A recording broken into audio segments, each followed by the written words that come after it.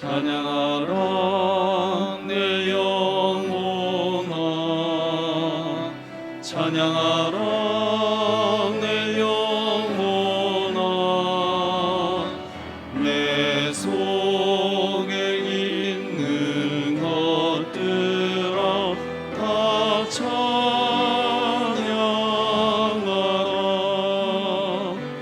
감사하라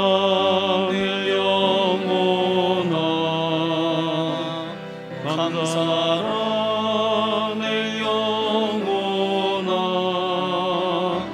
내 속에 있는 것들아 다 감사하라. 기뻐하라 내 영혼아, 기뻐하라 내 영혼아. 내 속에 있는 것들아 다 기뻐하라.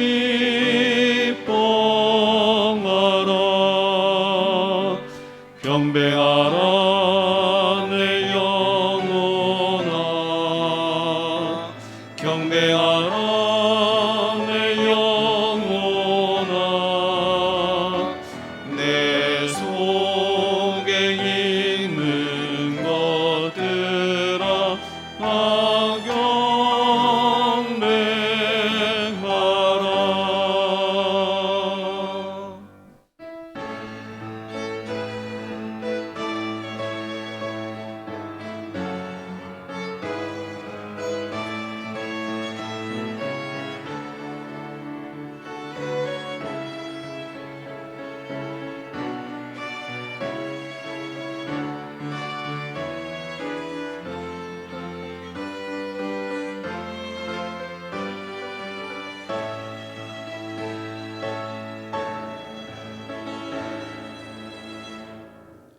만군의 여호와여, 주의 장막이 어찌 그리 사랑스러운지요.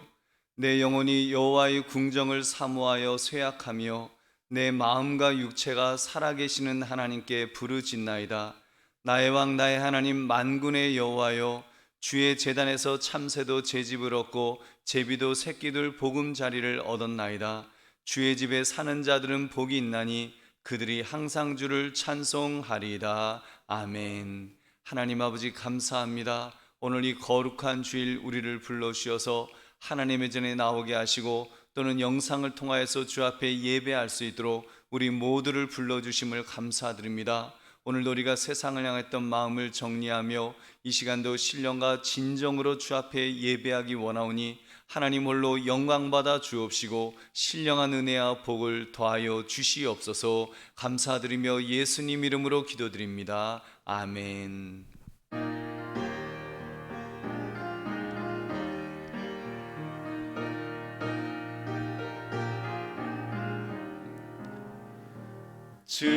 즐겁게 안식할 날, 반갑고 좋은 날, 내 마음을 편케 하니 즐겁고 기쁜 날. 이 날에 천하 만민 다 보자 참되신 삼위일체 다 찬송 부르네. 이 날에 하늘에서 새 양식 내리네. 성회로 모이라고 종소리 울리네. 복음의 맑은 빛은 온 세상 비치며 또 영생물이 흘러 시원케 하시네. 이 주일 지키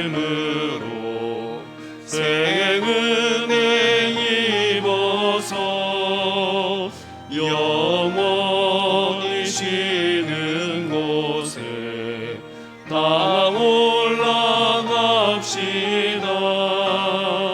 성부께 찬미하고 성자와 또 성령 참되신 삼위일체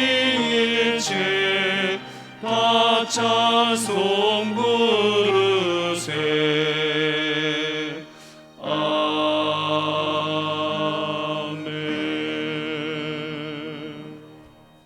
사도신경으로 우리의 신앙을 고백하겠습니다.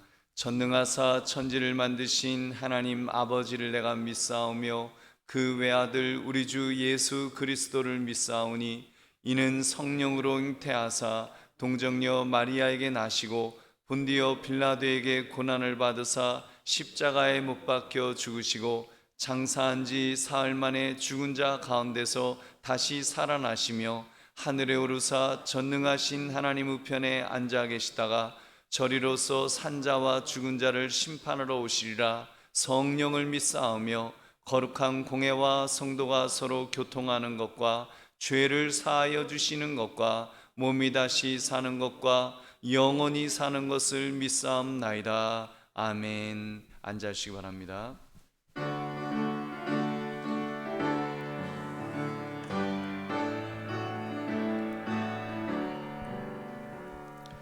이 세상의 모든 죄를 맑히시는 주의 보혈, 성자 예수 그 귀한 피 찬송하고 찬송하세.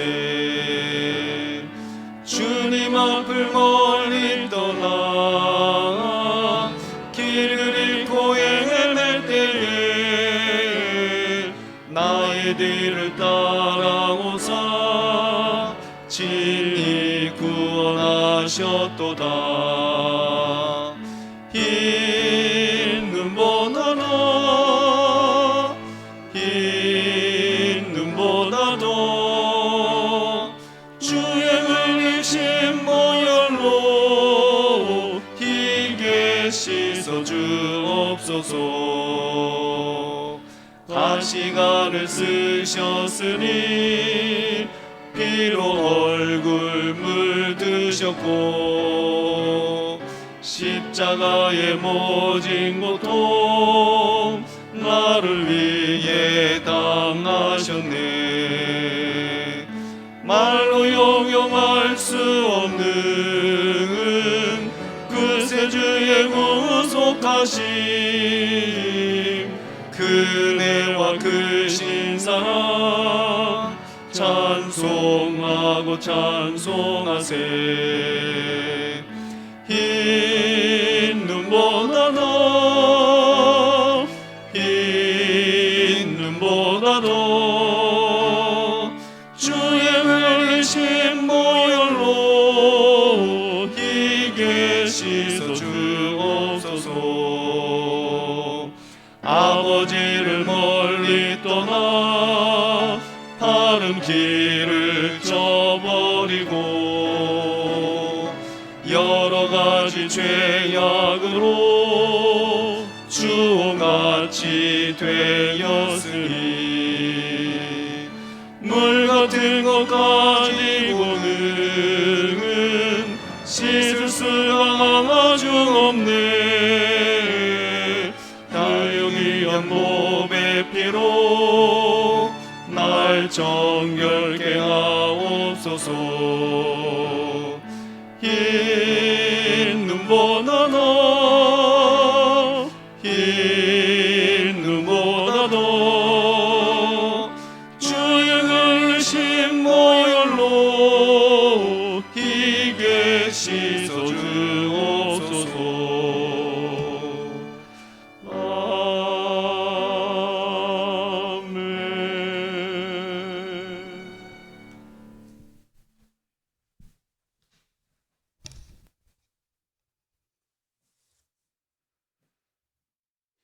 주님의 형상으로 우리를 지으시고 구속하신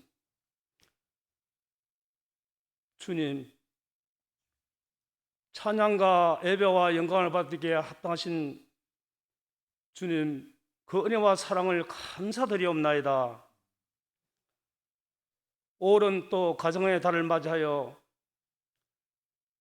각처에 정해진 가족들을 또 통하여 서로 하나님 앞에 또 감사하며 또 가족과의 그 귀한 시간을 하나님 은혜 가운데 보내게 하심을 감사합나이다. 더욱더 가정이 정말 하나님 은혜 가운데 아버지 믿음으로 바로 설 수 있게 하여 주시고 늘 주님을 기쁘게 하는 가정들로 주님 세워 주시옵소서. 또 이 땅에 십자가의 그 사역으로 우리를 구원하여 주시고 부활로 또 주님과 함께 하심을 감사합나이다. 우리 속에 있는 자와 내가 내려놓게 하시고 그 자리에 주님을 올려드리기를 원합나이다. 우리가 요약하여 세상에 살면서 주님이 원치 않은 모든 일을 행할 때도 많이 있사옵나이다. 우리가 정말 깨어서 하나님 앞에 기도하며 회개하며 더욱더 주님과 함께 연합할 수 있는 귀한 아버지 시간을 보내기를 원합나이다. 세상에 그 무엇이 좋다 한들 우리 주님께서 그 은혜와 사랑으로 붙들어진 그 무엇보다도 아버지 바꿀 수 없음을 고백합니다. 이 땅에 살면서 우리가 늘 주님의 은혜 가운데 있게 하여 주시옵소서. 특별히 성도들 이끌어 가시는 우리 한강교회 차은일 담임 목사님 늘 강건하게 하여 주시옵소서. 여러 가지 맡겨진 귀한 일들이 많이 있사옵나이다. 교회적으로 또 교회적으로 양들을 돌아보기에 부족함이 없는 능력의 목자로 주님 붙들어 주시옵소서. 주님께서 날마다 아버지 성령의 충만함을 더하시고 피곤치 않게 하여 주시고 늘 아버지 강건한 마음으로 아버지 이 단을 지키게 하여 주시옵소서. 하나님 아버지 특별히 또 원치 않은 질병으로 고통 가운데 있는 우리 지체들이 많이 있사옵나이다. 이제 나이가 연로하여 그 육신이 쇠약하고 또 여러 가지 질병으로 고통 가운데 있는 우리 한우들을 기억하여 주시옵소서. 주님 저들을 긍휼히 여겨 주시고 치료하여 주시옵소서. 저들이 고통 가운데 있지만은 고통 속에서 함께 하시는 주님을 만나기를 원하며 또 아버지 여러 가지 아버지 일로 인하여서 고통 가운데 있는 우리 성도들 더욱더 그 고통을 이겨내며 또 인내할 수 있게 하시고 하나님께서 귀하게 쓰는 일꾼들이 아버지 그 고난을 통해서 아버지여 세워지게 하여 주시옵소서. 한강교회가 이 어려움 가운데 있지만은 하나님의 나라와 복음을 전하는데 우리가 소홀하지 않게 하여 주시고 늘 우리 마음속에 그 아버지 구원에 빚진 그 우리의 마음을 아버지 늘 가지고 주님의 십자가의 그 사랑을 널리 증거하게 하여 주시옵소서. 이 어려운 가운데 있을 때일수록 내 이웃을 주님의 마음으로 섬기며 날마다 주님을 닮아갈 수 있는 우리의 모습이 되게 하여 주시옵소서. 특별히 아버지 우리 군문에 가 있는 자녀들 우리 주일학교 자녀들 눈동자같이 지켜주시고 주님 저들이 정말 이 어려운 시기에 믿음 잃지 않고 더욱더 하나님 앞에 가까이 나갈 수 있는 믿음의 자녀들로 세워 주시옵소서. 늘 한강교회가 이제 어려울수록 더욱더 기도를 더 열심히 하나님 앞에 아버지 정말 기도함으로 말미암아 우리가 영안의 눈이 열려 하나님의 나라를 바라보고 이미 이 땅에 오신 그 주님의 나라를 아버지 우리가 정말 우리가 느끼며 또 우리가 이 땅에서도 정말 아버지 구원의 확신을 가지고 아버지 살아가게 하여 주시옵소서. 세상 것에 얽매여 세상 내 기준으로 우리의 생각이 마음 뺏기지 않게 도와주시고 오직 믿음 안에서 기도함으로 더욱더 주님과의 연합된 삶이 우리 삶 되게 하여 주시옵소서. 하나님 이 코로나로 인해서 세계 각국이 힘든 가운데 싸움나이다. 정말 이 모든 것들도 하나님 섭리 가운데 있는 줄 믿사옵나이다. 속히 이 전염병이 이 세계적으로 진행되는 전염병이 속히 사여 주시옵소서. 언제까지 이렇게 많은 사람들이 고통 가운데 있겠나이까. 정말 자유롭게 와서 주님을 찬양하며 예배하며 또 이 전이 가득가득 마음껏 주님 앞에 부르짖고 기도하며 또 주님 앞에 영광을 싣는 그날이 속히 오게 하여 주시옵소서. 하나님,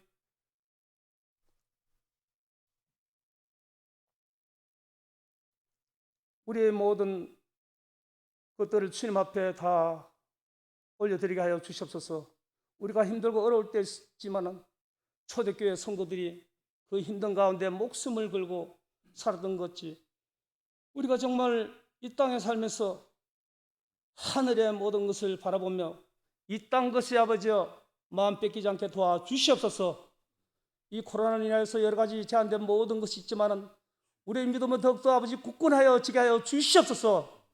하나님, 특별히 우리 목사님 성경적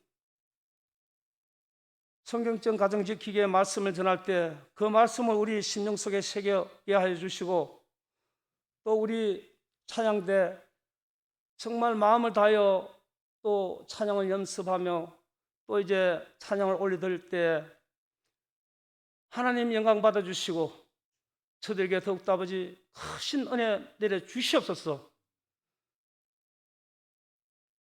늘 우리가 이 땅에 살면서 정말 전도자의 삶을 살게 하여 주시옵소서. 또 세계 열방 가운데 있는 우리 성교사님들 이 어려운 가운데 안정과 건강을 지켜 주시옵소서. 우리 한강께서 또 아버지 같이 맺고 있는 성교사님들과 여러 각 나라에서 아버지 정말 힘든 가운데 성교하고 있사옵나이다. 하나님께서 아버지 우리 성교사님들에게 능력 주시고 힘을 주셔서 많은 영혼들이 주님께 돌아오게 하여 주시옵소서. 그 십자가의 복음이 세계 열방 가운데 아버지여 정말 일어나게 하여 주시옵소서.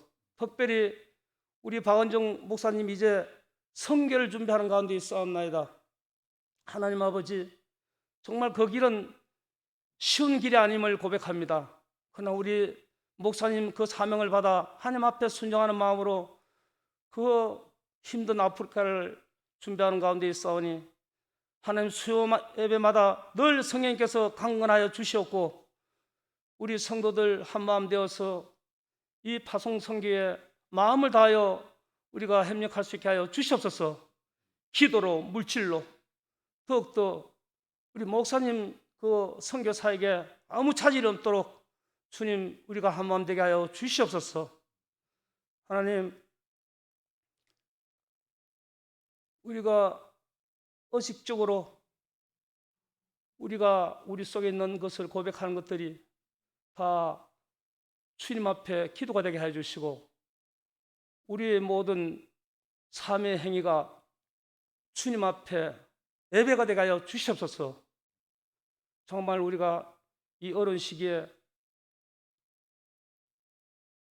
내 믿음을 자랑하며 내 형제 그 모든 것을 비판하는 우리가 되지 않고 더욱더 사랑으로 하나 되는 아름다운 공동체가 되게 하여 주시옵소서. 우리를 사랑하시고 늘 눈동자같이 지켜주시는 예수 그리스도의 이름으로 간절히 기도드립나이다.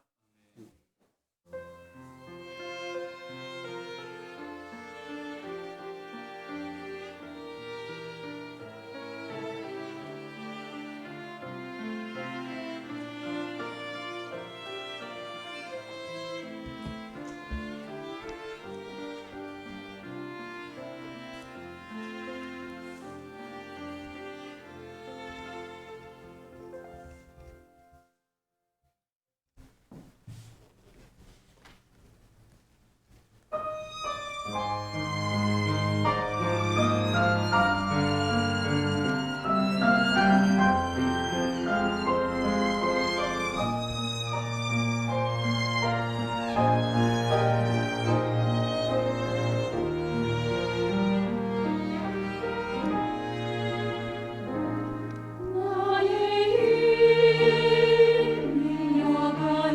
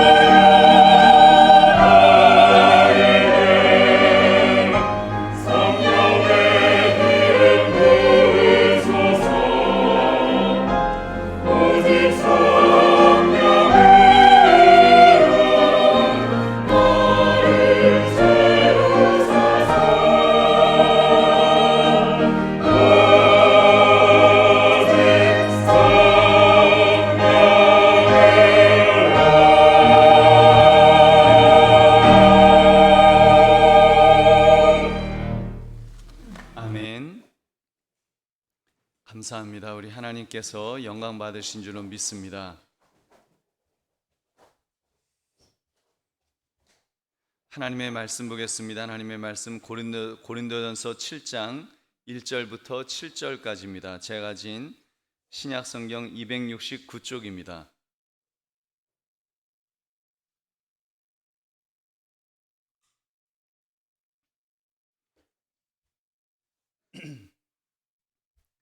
고린도전서 7장 1절부터 7절까지 제가 하나님의 말씀을 읽겠습니다. 너희가 쓴 문제에 대하여 말하면 남자가 여자를 가까이 아니함이 좋으나 음행을 피하기 위하여 남자마다 자기 아내를 두고 여자마다 자기 남편을 두라. 남편은 그 아내에 대한 의무를 다하고 아내도 그 남편에게 그렇게 할지라. 아내는 자기 몸을 주장하지 못하고 오직 그 남편이 하며 남편도 그와 같이 자기 몸을 주장하지 못하고 오직 그 아내가 하나니 서로 분방하지 말라. 다만 기도할 틈을 얻기 위하여 합의상 얼마 동안은 하되 다시 합하라. 이는 너희가 절제 못함으로 말미암아 사탄이 너희를 시험하지 못하게 하려 함이라. 그러나 내가 이 말을 함은 허락이요 명령은 아니니라. 나는 모든 사람이 나와 같기를 원하노라. 그러나 각각 하나님께 받은 자기의 은사가 있으니 이 사람은 이러하고 저 사람은 저러하니라. 아멘.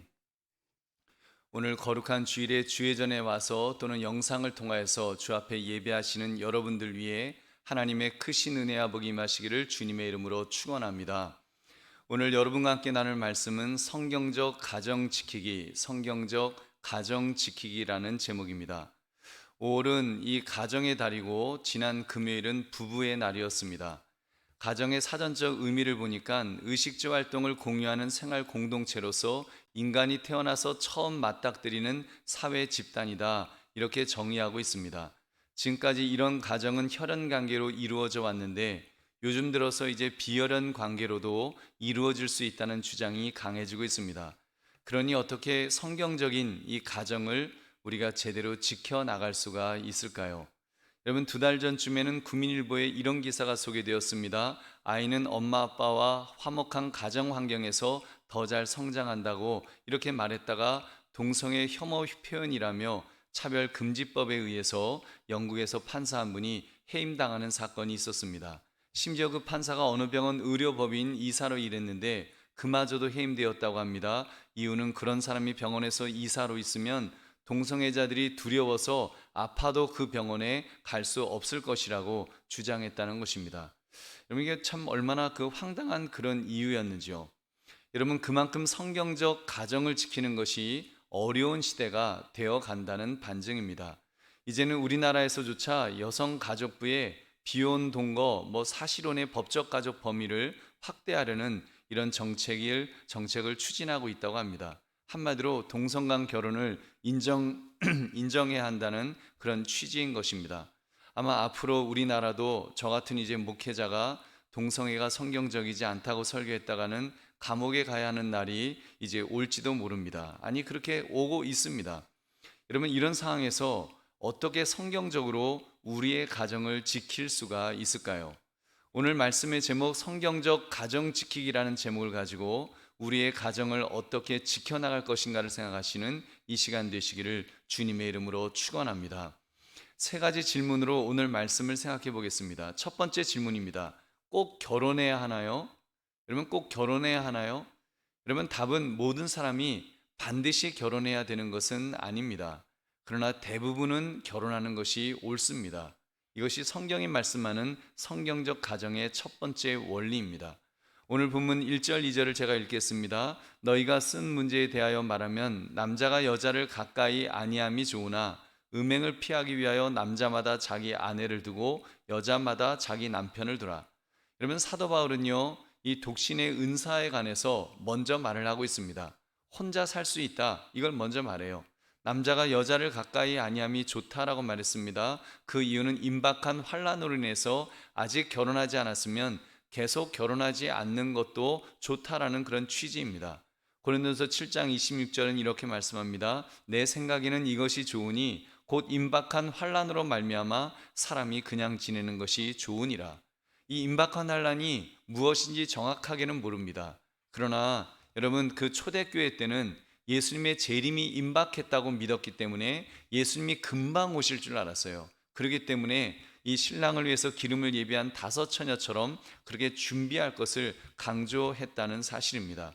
여러분 그 또 한 가지 이유가 있는데, 하나님께서 어떤 사람은 이렇게 독신으로 아예 은사로 그렇게 부르셨다는 것입니다. 고린도서 7장 35절에서도 흐트러짐이 없이 주를 섬기게 하려 함이라 이렇게 말하면서 딴 생각 없이 오직 그 주님만을 섬기게 하는 측면에서 혼자 사는 것도 좋다라고 그렇게 말씀합니다.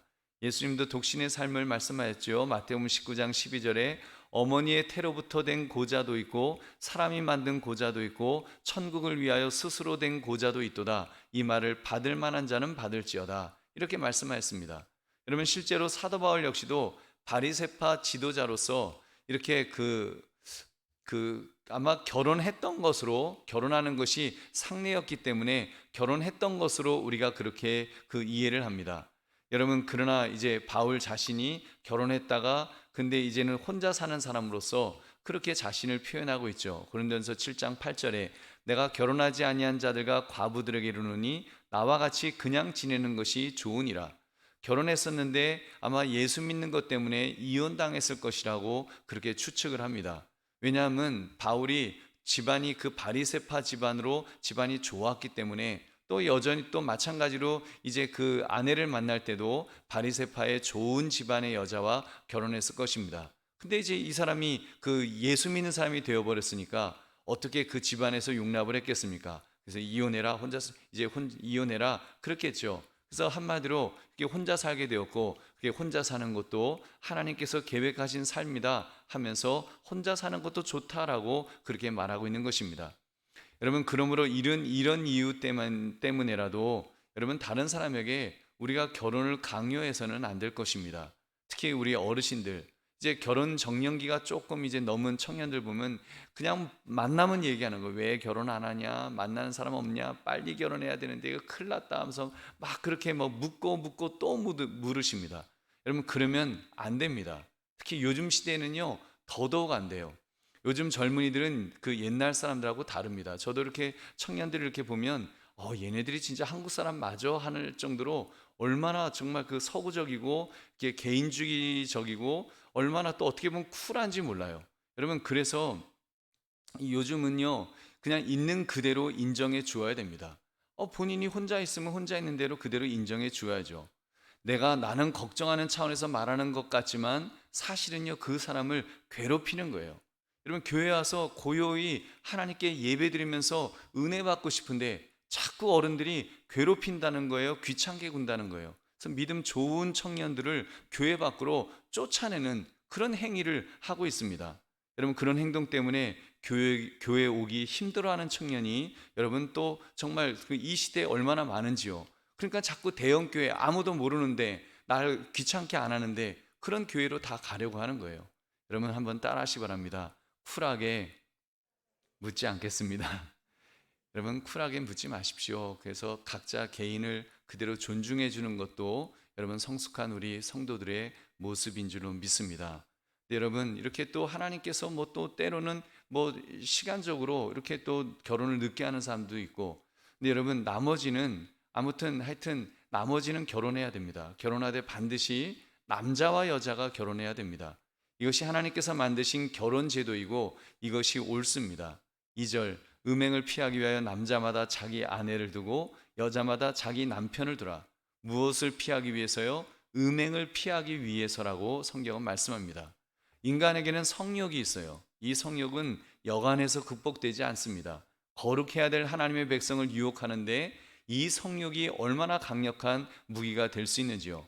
그렇기 때문에 하나님께서는 결혼 제도를 만드셨습니다. 그리고 그 결혼 제도 속에서 성을 아름답게 그렇게 만드셨습니다. 여러분 성은 그렇기 때문에 더럽거나 추한 것이 아닙니다. 하나님께서 그 결혼 제도 안에서 성을 마치 꿀송이처럼 달콤하게 그렇게 만드셔서 그것을 즐길 수 있도록 허락해 주셨습니다. 여러분 얼마나 그 감사한 일인지요. 그러므로 결혼한 부부는 부부 안에서 성을 즐길 권한이 있습니다. 이것을 특권으로 알아서 즐기십시오. 그것이 하나님이 기뻐하시는 일이요 하나님을 기쁘시게 되는 일이라 말해도 과언이 아닐 것입니다.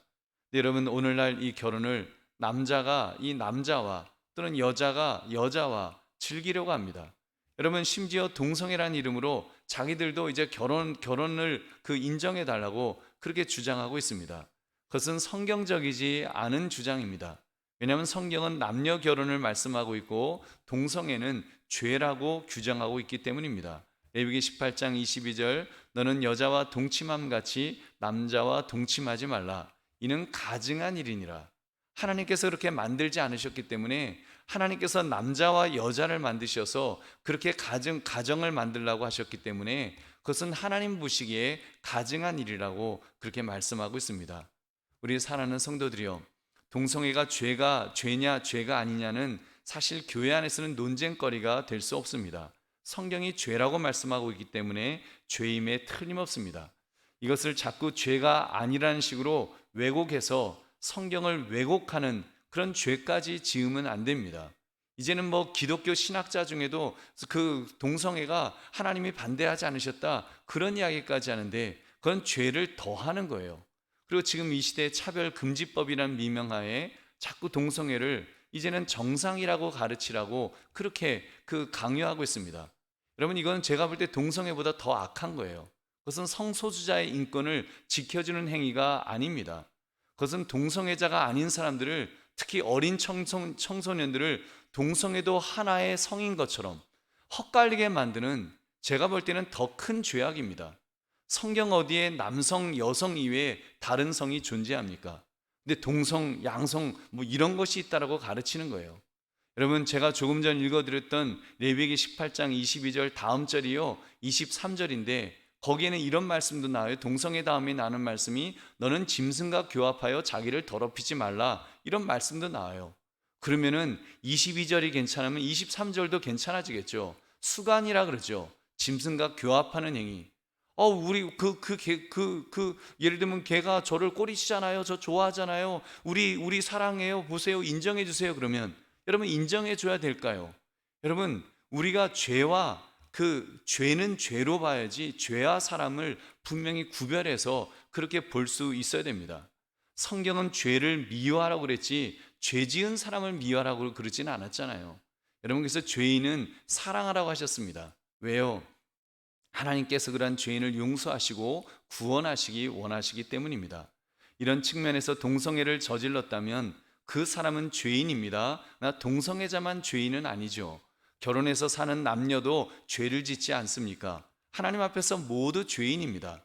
모두 하나님 앞에서 회개하고 돌아와야 할 불쌍한 영혼일 뿐입니다. 이런 점에서 교회는 팔을 벌려서 정말 동성애자들도 이렇게 수용할 수 있는 그런 좀 열려진 그런 모습이 있어야 합니다. 예수님께서 그렇게 하셨습니다.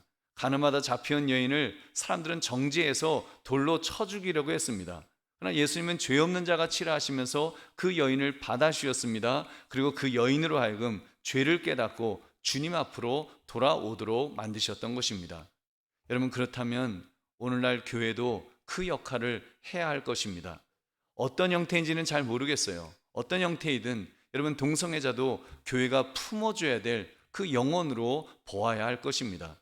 근데 여러분, 마치 혐오스러운 무슨 짐승을 대하듯이 무시하고 정죄하고 손가락질하는 우를 범해서는 안 될 것입니다.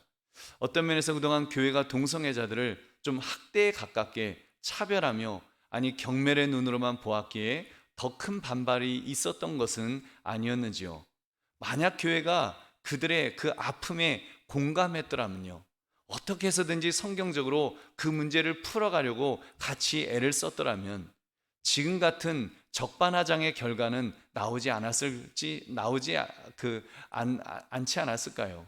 동성도 한 성으로 인정해달라고 하는 이런 식의 반발은 생기지 않을 수 있지 않았을까? 좀 조심스럽게 생각해 봅니다.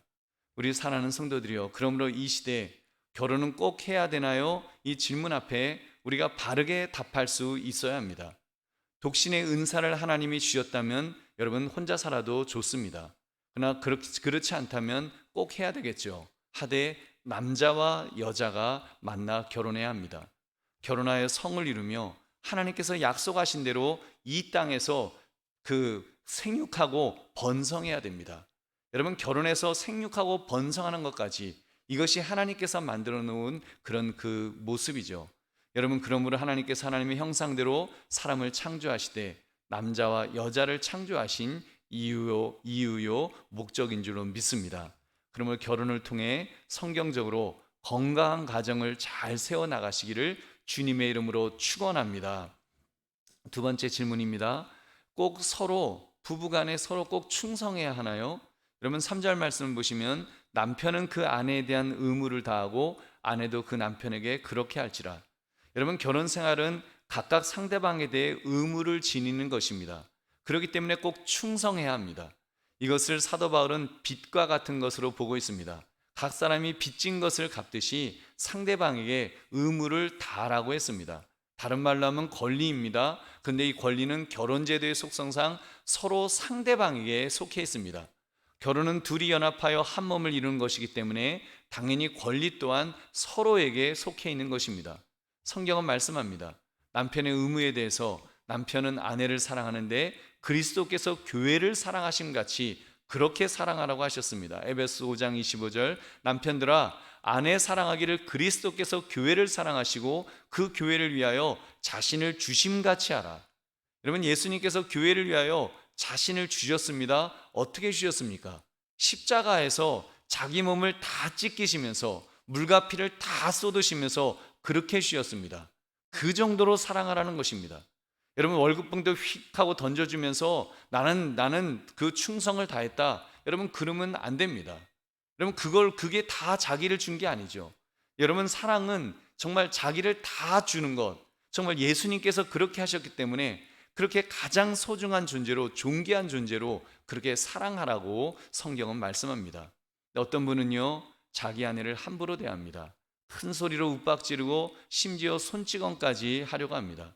베드로전서 3장 7절, 남편들아 이와 같이 지식을 따라 너희 아내와 동거하고 그를 더 연약한 그릇이요 또 생명의 은혜를 함께 이어받을 자로 알아 귀히 여기라. 이는 너희 기도가 막히지 아니하게 하려 함이라. 아멘. 여러분, 더 연약한 그릇이라고 했습니다. 그렇기 때문에 잘 대해 주어야 됩니다. 부드럽게, 친절하게, 예쁘게 그렇게 대해 주어야죠. 그리고 생명의 은혜를 함께 이어받을 자로 알아서 귀하게 여기라 그랬습니다. 여러분, 내 배우자에게는 하나님의 형상이 새겨져 있기 때문에 하나님을 대하듯이 귀하게 여겨야 됩니다. 그리고 그를 통해 나의 가정에 생명의 은혜가 부여될 것을 기대하면서 그렇게 귀하게 여겨야 됩니다. 그렇게 할 때 하나님께서 그 가정에 은혜와 복을 부어주실 줄로 믿습니다. 여러분, 아내들도 마찬가지입니다. 에베소 5장 22절, 아내들이여 자기 남편에게 복종하기를 주께 하듯 하라. 남편을 어떻게 대하라고요? 주께 하듯이, 예수님께 하듯이 남편에게 복종하라는 것입니다. 여러분의 마음속에 예수님을 주인의 자리로 모셨습니까? 예수님을 향해 여러분이 주인님이라고 고백할 수 있습니까? 여러분, 그런 마음 자세로, 그리고 주님을 주인으로 모시는 마음으로 남편에게 복종하라는 것이 성경의 가르침입니다. 여러분, 한번 마음으로 한번 연습해 보세요. 배우자가 앞에 있다고 생각하시고 주인님, 주인님 하고 이렇게 한번 불러보십시오. 근데 저는요 이 복종이 뭐 이렇게 남편이 뭐 물 떠와, 뭐 발 씻어, 뭐 이러면 아내는 진짜 노예처럼 예 주인님 하면서 이렇게 그거 뭐 발 씻어 주라고 그런 명령은 아니라고 봅니다.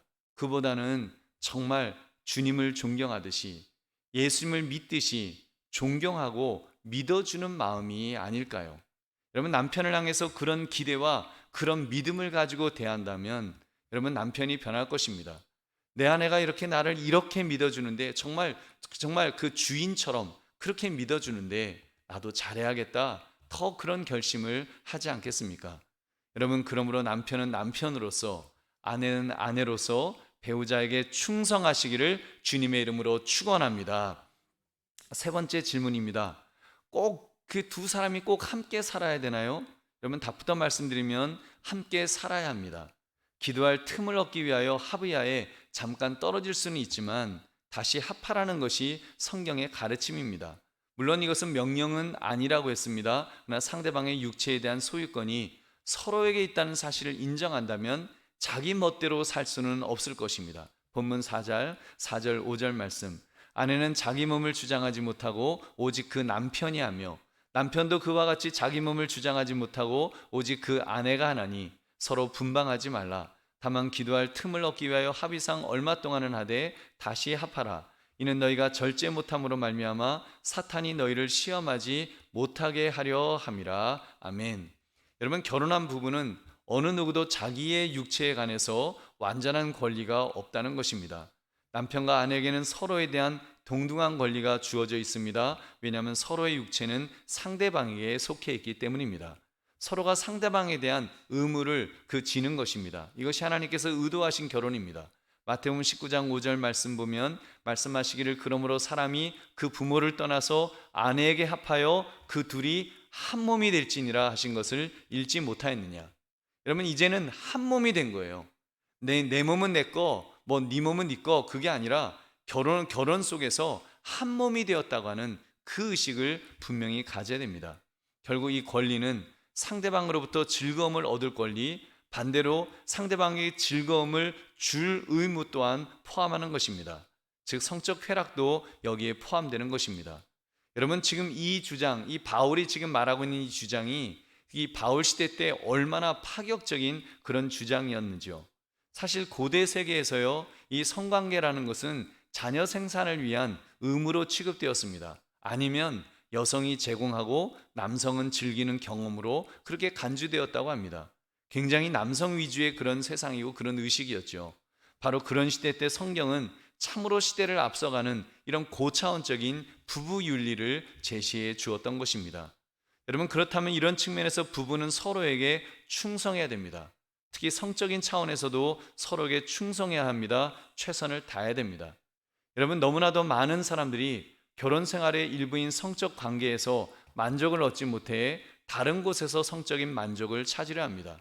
그렇게 깨어지는 가정들이 얼마나 많습니까? 바울 시대 때도 보면요, 공창들이 있었습니다. 우상을 섬기는 신전에 공창이 있었어요. 아데미를 섬기는 신전에는 여사제들이 그런 사람들이었습니다. 동성애도 그 안에서 성행했다고 합니다. 결국요, 사단이 틈을 탄 거예요. 사단이 그 가정 안에서 그렇게 틈을 타서 사단이 가정을 망가뜨리는 것입니다. 여러분, 오늘날도 사단은 목회자의 가정을 성적으로 공격하는 것을 간혹 볼 때가 우리가 있습니다. 실제로 목회자가 칠기에 걸려서 목회를 접어야 되는 비극이 발생합니다. 여러분, 그러니 일반 성도들의 가정에는 얼마나 더 큰 유혹이 도사리고 있는 것일까요? 여러분, 정말 굉장히 위험합니다. 그런 점에서 믿음의 부부는 가정을 지켜야 됩니다. 그러기 위해서 행복을 지켜야 됩니다. 아니, 부부로서 행복할 권리가 있습니다. 부부 안에서 성을 즐길 권리도 있습니다. 여러분, 이 사실을 분명히 알아야 됩니다. 제가 결혼하는 신혼부부에게 이 사실을 막 열정적으로 알려줍니다. 자칫 예수 믿는 사람들은 침실에서도 경건해야 되는 줄 알고 그저 침실에서도 그냥 경건, 기도합시다 이래야 되는 줄 압니다. 그렇게 오해할까봐 19금의 내용을 짤막하게나마 소개해주곤 합니다. 여러분, 부부 안에서의 성, 이것이 얼마나 축복인지요. 얼마든지 하나님의 축복으로 성을 즐길 수 있음을 여러분 믿으시기 바랍니다. 그리고 비단 이렇게 또 성적인 부분만 의무는 아니겠죠. 부부는 전방위적으로 서로에게 충성을 다해서 잘해주려고 해야 합니다. 꼭 기억하십시오. 자신의 배우자에게 우선적으로 잘합시다. 여러분, 자신의 배우자에게 우선적으로 잘합시다. 여러분, 바람직하지 않은 배우자상 한 가지가 있습니다. 그것은 바로 밖에서는 굉장히 잘하는데 안에서는 못하는 그런 배우자입니다. 다시 말하면 남한테는요, 더없이 친절하고 희생적이고 유머도 있고 참 좋은 사람이라고 막 칭찬을 막 엄청 듣습니다. 그런데 집에서는 정반대인 사람이 있습니다. 아, 네 하면서 뭐 너무 친절해요. 너무 나이스해요. 근데 집에만 들어가면 얼굴이 경직돼요. 그리고 퉁명스럽게 말합니다. 막 화를 냅니다. 여러분, 이것은요, 충성스러운 모습이 아닙니다. 이건 결코 충성스러운 그런 부부의 모습이 아니에요. 목사님 무슨 말씀입니까? 내가 월급 봉투를 꼬박꼬박 가져다 다 바쳤습니다. 여러분, 직장에서 열심히 일하는 남편이라면 이렇게 주장할 수도 있겠죠. 여러분, 월급 봉투 바치는 것은 그냥 당연한 겁니다. 당연히 바쳐야죠. 그러나 여러분, 만약 부인이 전업주부라면 아마도 그 월급보다 몇 배 더 많은 수고를 감당하고 있음에 여러분 틀림없습니다. 물론 또 반대로 아내도 그 남편에게 잘해야 합니다. 다른 사람에게는 그렇게 또 매너 있게 상냥하게 그렇게 말하다가도 남편만 만나면 무시하는 거예요. 겨우 이것밖에 못 보러 왔냐 뭐 그런 건지 그렇게 타박합니다. 여러분, 그것은 아내로서 하면 안 되는 또 잘못된 행동입니다. 부부는요, 서로 잘해야 합니다. 남한테 잘하는 것만큼, 아니 남보다 남에게 하는 것 그 이상으로 자기 배우자에게 충성을 다해야 합니다. 그렇게 할 때 그 가정이 성경적으로 행복한 가정으로 세워질 수 있기 때문입니다. 여러분, 왜 이 땅의 가정이 자꾸 깨어져 나가는 것일까요? 왜 이 세상에 동성애자들이 자꾸 생겨나고 가정은 가치가 없는 것처럼 함부로 공격당하는 것일까요? 여러분, 그것은 가정을 성경적으로 지켜내지 못했기 때문입니다. 말은 가정이라고 말하는데 여러분, 그 지옥인 거예요. 부부가 서로 싸우고 욕하고 때리고 부수고, 여러분, 그런 가정에서 자란 다음 세대가 어떻게 좋은 가정을 이룰 수가 있겠냐는 말입니다. 우리 사랑하는 성도들이요, 믿음의 가정을 이루고 있는 분들은 꼭 기억하십시오. 내가 성경적으로 가정을 지켜야 되겠다, 이 일은 나의 사명이다라고 생각하시고 여러분, 이 자의식을 분명히 가지시기 바랍니다. 그리고 그렇게 가정을 지켜내야 합니다. 기독교인 가정이 지켜지지 않는다면 여러분, 더 이상 가정을 지킬 곳이 어디에 있겠습니까? 어제 뉴스를 보니까 어느 동성애 부부가 남자끼리 살고 있는데 이제 국민보험 혜택을 두 사람에게도 이렇게 적용해 달라고 하는 소송을 제기했다고 합니다. 결과가 어떻게 나올지 모르겠습니다만 그런 일들은 이제 시작에 불과할 거예요. 우리 사회에서 앞으로 어떤 형태의 가정이 나타나서 이제 성경적 가정을 무너뜨리려 할지 모릅니다. 여러분, 이런 말씀을 드린 이유는 성경적인 가정이 자꾸 무너져 내리고 있기 때문입니다. 이제는 앞으로는 아빠는 남자고 엄마는 여자라고 가르칠 수 없게 되는 시대가 곧 올 것입니다. 남자도 엄마일 수 있단다, 여자도 아빠일 수 있단다. 그럼 그 아이는, 여러분, 그런 정보를 듣는 아이는 자기의 그 성 정체성을 어떻게 정립할 수가 있을까요? 정말 헛갈릴 것입니다. 헛갈리도록 만드는 거예요. 아이들에게, 아직 자기 정체성이 없는 아이들에게 헛갈리도록 자꾸 이렇게 헛갈리도록 만들어주는 겁니다. 그렇게 해서 성경적인 가정의 모습은 이제 정상에서 이제 점점 더 정상이 아닌 것처럼 보이도록 하는 것입니다. 그리고 비정상이 정상인 것처럼 보이는 세상으로 지금 자꾸 만들어가는 거예요. 여러분, 이것은 죄입니다. 이건 하나님 앞에서 죄예요. 여러분, 그 죄를 우리 믿음의 사람이 성경적 가정을 지키지 못할 때 더 빨리 그런 세상이 되어버릴 것입니다. 여러분, 그렇게 되기 전에 우리가 깨어 있어야 됩니다. 그리고 우리가 그런 가정을 세우기 위해서 기도하며 애써야 될 것입니다. 그리고 더 많이 노력해야 됩니다. 그래서 하나님이 기뻐하실 만한 가정을 이루어 가시기를 주님의 이름으로 축원합니다. 말씀을 맺습니다. 오늘 말씀의 제목, 성경적 가정 지키기. 여러분, 어떻게 해야 될까요? 여러분, 이 세 가지 질문에 분명하게 답을 합시다. 첫째, 꼭 결혼해야 하나요? 내 독신으로서 하나님께서 부르셨다면 혼자 사는 것이 맞습니다. 그러나 그렇게 부르지 않으셨다면 결혼하는 것이 마땅합니다. 근데 남자는 그 남녀가 결혼해야겠죠. 둘째, 꼭 충성해야 되나요? 그럼요. 하나님께서 나에게 돕는 배필로 세워주신 그 배우자에게 충성해야 됩니다. 최선을 다해야 됩니다. 셋째, 꼭 함께 살아야 하나요? 그럼요. 영적으로 집중하기 위해 잠깐 떨어질 수는 있을지 모르지만 그것도 합의해야 하고 보통은 함께 살아야 됩니다. 함께 살면서 배우자를 기쁘게 해주며 충성을 다해야 될 것입니다. 여러분, 그러므로 성경적 가정 지키기라는 제목처럼 하나님 안에서 이 믿음의 가정을 잘 지켜나가시는 저와 여러분 되시기를 주님의 이름으로 축원합니다. 우리 함께 기도하겠습니다. 오늘 말씀 생각하시면서 하나님, 이 땅이 하나님 그렇게 성경적인 가정으로 그렇게 지켜질 수 있도록, 그렇게 세워질 수 있도록 하나님 은혜를 달라고 우리 하나님 앞에 함께 기도하시고, 정말 이 땅이 더 이상 이렇게 혼탁해지고 혼미해지는 그런 세상이 되지 않도록, 또 교회가 그렇게 동성애로 또 힘들어하는 그런 분들에 대해서 긍휼한 마음을 가지고 또 그들을 품어주고 성경적으로 지도해 줄 수 있는 그런 마음을 가질 수 있도록 해달라고 우리 함께 주님 앞에 기도해야 될 것입니다. 우리 함께 기도하겠습니다. 하나님 아버지, 하나님 오늘도 주여 주신 말씀 앞에 우리 자신들을 돌아볼 수 있기를 주여 원합니다. 하나님 아버지, 우리가 참으로 어찌해야 될 알 바를 알지 못하는 이런 시대이지만은 하나님, 우리가 주님 안에서 이렇게 살아가게 하시고 주님 안에서 아버지 하나님 우리가 품고 나가며 우리가 함께 아파하며 나갈 수 있는 그런 우리 모두가 되기를 원합니다. 하나님께서 이렇게 좋은 세상, 좋은 가정을 만들어 주셨는데 우리가 이것들을 제대로 관리하지 못해서 망가뜨리고 있습니다. 이제는 하나님이 아버지가 싫어하시는 그런 가정의 모습으로 점점 가려고 하고 있는, 또 그렇게 가라고 조장하는 그런 세상이 되어가고 있습니다. 하나님, 그 속에서 우리가 가정을 지키기에 앞서서, 바르게 지키기에 앞서서 하나님이 기뻐하시는 모습으로 지켜나갈 수 있는 주여 우리 모두가 될 수 있도록 하나님 아버지 은혜 주시기를 주여 원합니다. 그 속에서 하나님 기뻐하시면 하나님 원하시는 아버지 그런 세상을 만들어갈 수 있는 주님 우리 모두가 될 수 있도록 주여 함께하여 주시옵소서. 하나님 은혜를 더하여 주시옵소서. 하나님 인도하시고 함께하여 주셔서 하나님 기뻐하신 모습으로 나아갈 수 있도록 주여 함께하여 주시옵소서. 하나님 아버지, 하나님께서 우리에게 가정이라고 하는 너무나 멋진 그런 축복을 우리에게 주셨는데 우리가 제대로 관리하지 못했음을 고백합니다. 이제는 성경적 가정은 점점 무너져 내려가고, 이제는 아버지여 성경적이지 않은 가정이 정상인 것처럼 그것이 마치 하나님이 원하시는 것인 양 그렇게 미혹하는 가르침들이 있고, 또 그런 움직임들이 너무나 거세지고 있습니다. 이 속에서 하나님 우리가 깨어있게 하시고 우리가 성경적 가정을 지켜나가는데 우리가 쓰임받고 앞장설 수 있는 우리 모두가 될 수 있도록 주님 함께하여 주시옵소서. 주의 성령께서 우리를 붙들어 주시고 함께 하실 줄 믿사오며 예수님 이름으로 기도드립니다. 아멘.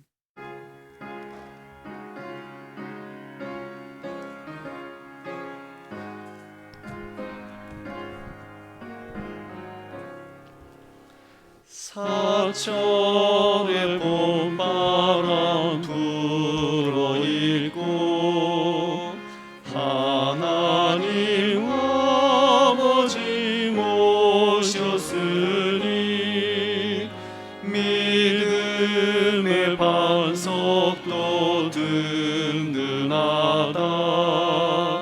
우리 집 즐거운 동산이라. 고마워라 임마누엘, 예수만 섬기는 우리 집. 고마워라 임마누엘, 복되고 즐거운 하루하루. 어버이 우리를 고이시고 동이들 사랑에 뭉쳐있고 기쁨과 서름도 같이 하니 한강의 초가도 천국이라. 고마워라 임마누엘, 예수만 섬기는 우리 집. 고마워라 임마누엘, 복되고 즐거운 하루하루. 아침과 저녁에 수고하여 다같이 일하는 온 식구가 한 상에 둘러서 먹고 마셔. 여기가 우리의 낙원이라. 고마워라 임마누엘, 예수만 섬기는 우리 집. 고마워라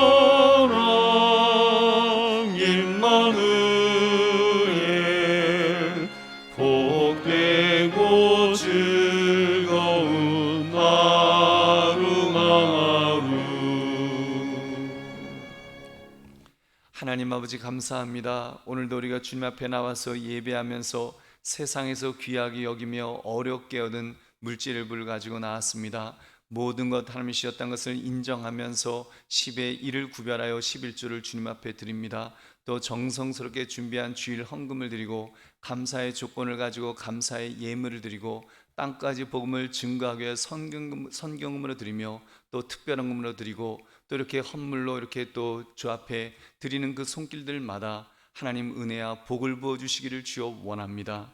하나님의 은혜 속에 살기를 원하고 하나님께서 우리를 붙들어 주시기를 원하며 나아갈 때 하나님 아버지 이 험악한 세상에 하나님께서 우리를 붙들어 주시고 지켜주시고 함께 해줄 줄로 믿습니다.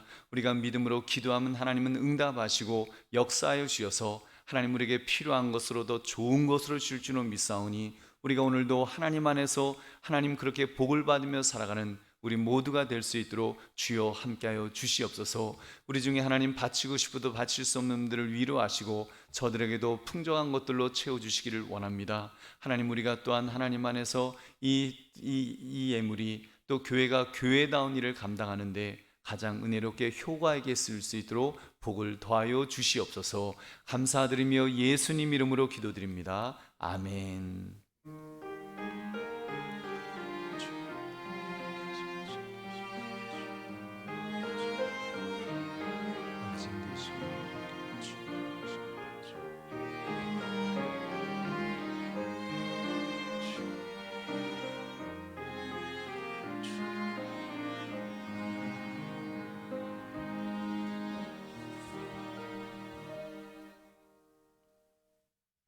주님의 이름으로 여러분을 축복합니다. 사랑합니다. 여러분 이 코로나 시대 때 건강 잘 챙기셔서 더 건강하시기를 바랍니다.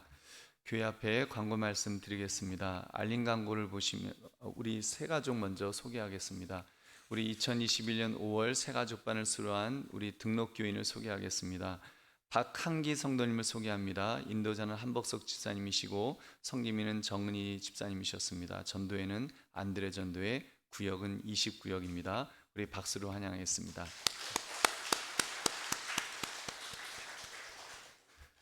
교회 앞에 광고 말씀, 여러분 코로나19 예방법을 준수해서 개인 건강을 잘 지켜주시기 바랍니다. 7대 방역 수칙이 준수되도록 아래의 안내에 따라 자신이 속한 구역에 맞게 예배에 참석해 주시기 바랍니다. 그래서 우리 2부 예배에 이렇게 너무 많이 오시지 않도록 여러분 참여해 주시면 감사하겠습니다. 발열 기침이 있거나 고령 또는 기저질환이 심각하거나 특별한 사정이 있으신 분들은 온라인 예배 참석을 권합니다.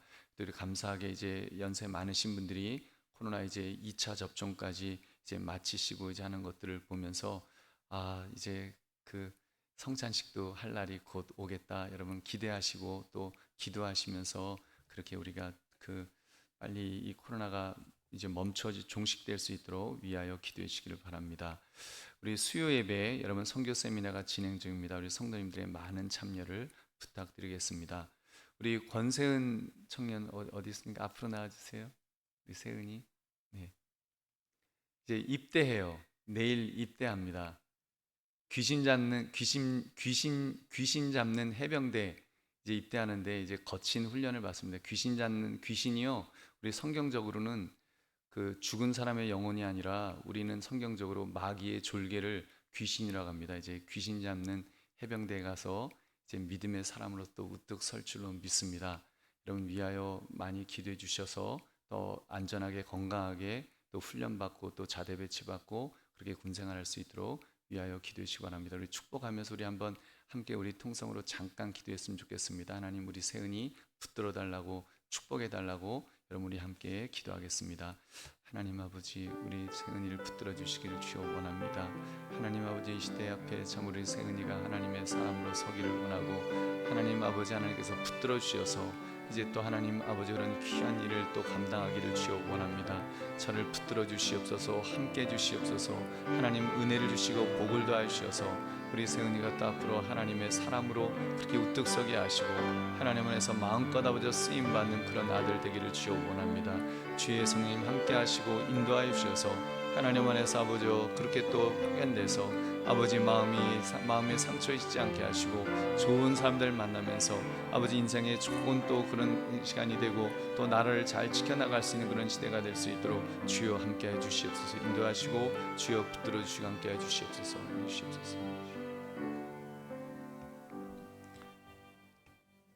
하나님 아버지 감사합니다. 오늘 이렇게 우리 권세은 우리 형제 이제 내일이면 이제 해병대 이제 입대합니다. 제 군 훈련소에서 훈련 받을 때 하나님 눈동자 지켜주시고 또 생명싸기로 싸매우시어서 안전하게 건강하게 또 훈련 받을 수 있도록 주님 은혜 주시기를 원합니다. 또 만남의 복을 더하여 주셔서 그곳에서 좋은 또 사람들 많이 만날 수 있도록 하나님 은혜를 더하여 주시옵소서. 나라의 부름을 받아 이제 나아갈 때 하나님 함께 하시고 정말 나라를 튼튼히 지켜나가는 그런 또 군인으로서의 우뚝 설 수 있도록 인도해 주시기를 원합니다. 하나님의 사람으로서 그곳에서 선한 영향력을 끼칠 수 있게 하시고 또 그곳에서 군 생활하면서 너무 마음에 상처받거나 아픔이 없도록 지키시고 보호해 주시기를 원합니다. 승리할 수 있도록 우리 세은이를 붙들어 주시고 하나님이 동행하셔서 함께 하시는 은혜를 더하여 주시옵소서. 아버지 믿음의 그런 정말 그리스도의 장병으로 우뚝 설 수 있도록 붙드시고 함께 하실 줄 믿사오며 예수님 이름으로 기도드립니다. 아멘. 우리 축복하며 우리 한번 박수하겠습니다. 네. 잘 다녀오세요. 네, 들어가십시오. 네. 네. 씩씩해갖고 이제 다음에는 쫑상하면서 이제 올 겁니다. 우리 담임 목사 동정은 참고해 주시고 우리 다른 광고 없으시면 다 같이 일어나셔서 주기도성 부른의 축도함으로 예배를 마치겠습니다.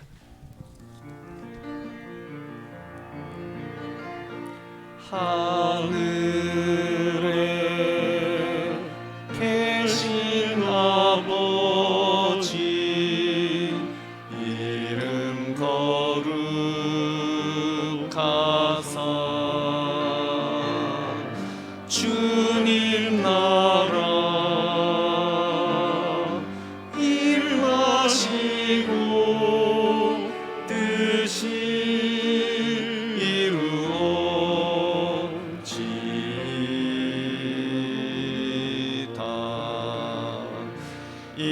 일용할 양식 주시고 우리들의 큰 죄 다 용서하옵시고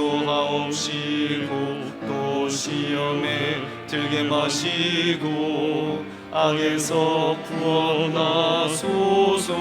대개 주의 나라 주의 권세 주의 영광 영원히